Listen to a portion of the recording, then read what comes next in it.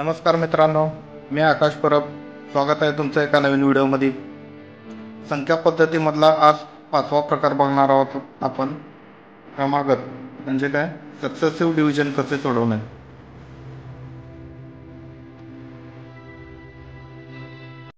सुरुवात करूया.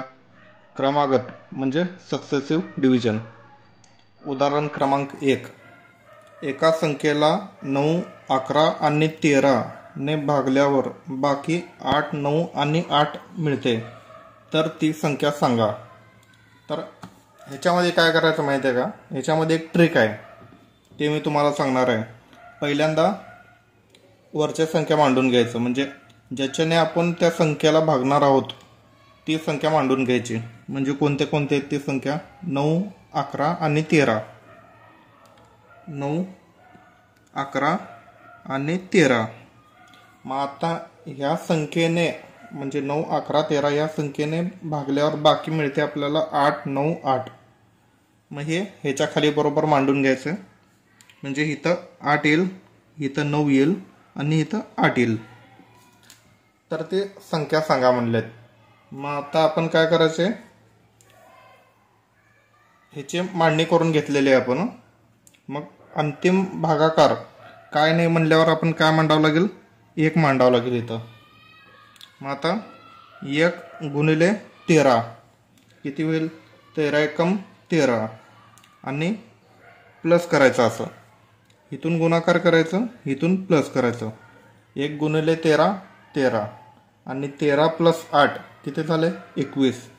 आता 21 गुणिले 11 करून घ्या इथं. 21 गुणिले 11, 11 एकम 11ला 1, हातचाला 1, 11 दुनी 22 आणि 1 23, 231.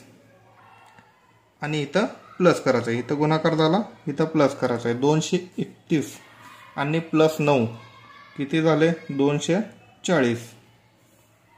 मग 240 गुणिले 9 किती झालं, 240 गुणिले 9, 0ला 0, 9 चौक 36, 36ला 6, हातचाले 3, 9 दोन्ही 18, 19 20 21, 2160.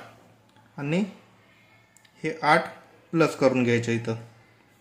म्हणजे 2168 हे आपलं बरोबर उत्तर असणार आहे. आता ह्याच्यामध्ये कसं आहे माहिती आहे का, 2168 ही संख्या आलेली आहे आपली. मग आता 2168ला 9ने जर भाग दिला तर बाकी मिळते 8.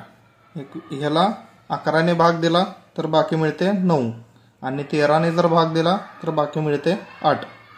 असं आहे त्याचं उत्तर. चला तर मग प्रश्न क्रमांक 2 बघूया.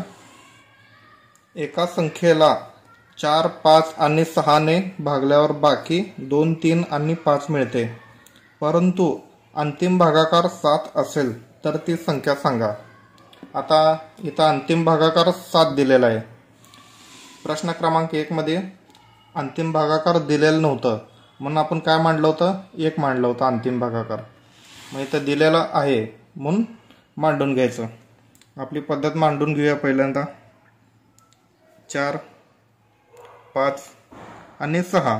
आता ह्यांची बाकी काय मिळते, 2, 3, 5 मांडून घ्यायचं. मग 2, 3 आणि 5. मग आता अंतिम भागाकार 7 आहे आपल्याकडं, इथं 7 मांडून घ्यायचं. आता करायचं मग गुणाकार. 7 सक्कून 42, म्हणजे इथं गुणाकार होतं ना, 42 आणि प्लस 5, 42 प्लस 5 किती झालं, 47 झाले. आणि गुणाकारमध्ये 5, 47 गुणिले 5 किती होतं, 7 5 35ला 5, हातचे आले 3, 5 चौक 20, 21 22 23, 235 आणि प्लस 3, 238. आता गुणाकारामध्ये परत 4 करून घ्यायचं गुणाकार इथं. 4 8 32 ला 2, हातचे आले 3, 4 त्रिकम 12, 13 14 15, हातचा आला 1, 4 दोन्ही 8 आणि 1 9, 952 आणि प्लस 2 म्हणजे अंतिम उत्तर काय असणार आहे? 954. हे आपलं अंतिम उत्तर असणार आहे.